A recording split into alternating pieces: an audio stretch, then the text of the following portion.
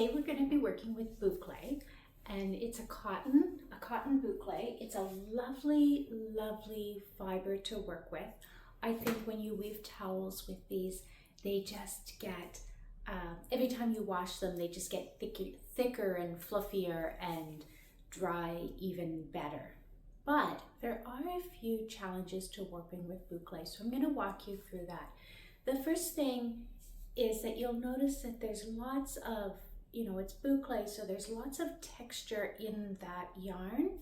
And that means when you wind it onto your back beam, those textures can get caught on each other and make it difficult to pass through your heddle.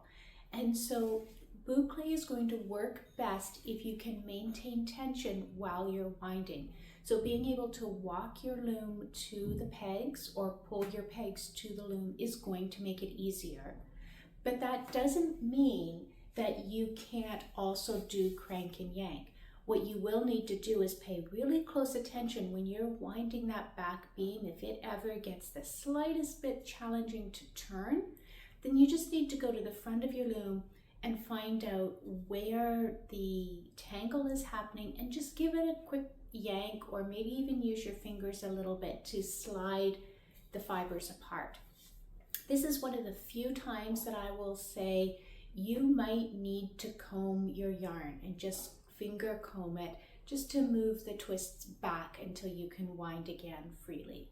But I'm going to start warping, and when it comes to winding, I'll come back with another video.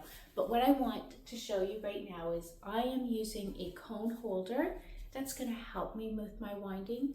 Again, you can do your winding without the cone holder and it's going to work fine. You will want to make sure that your cones are kept far apart from each other. So as you change colors, you may want to, if your colors are sitting like this under your loom, you may want to push them apart. Because what happens when your yarn comes off the cone, let's untangle this one here. As your yarn comes off the cone, it moves in a circle.